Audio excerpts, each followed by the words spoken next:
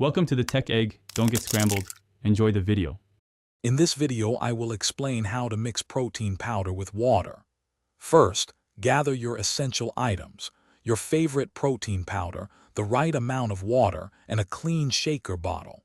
Make sure your shaker has a secure lid to prevent any spills.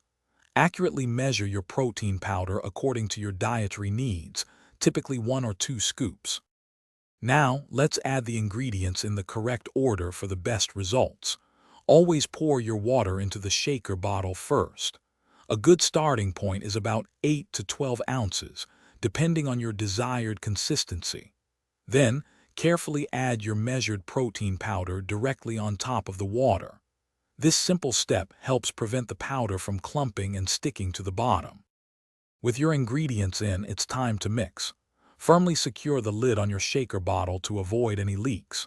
Now, shake the bottle vigorously for about 15 to 30 seconds. A good, consistent shake ensures everything is thoroughly combined. After shaking, quickly check for any remaining clumps. If you see any, just give it a few more strong shakes until it's perfectly smooth. Your protein shake is now ready. Carefully open the shaker and take a look at the consistency. It should be smooth and free of any dry powder. You can now enjoy your perfectly mixed protein drink immediately.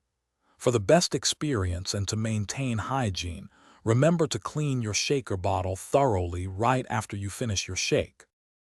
Thanks for watching. Consider subscribing if I helped unscramble your problems.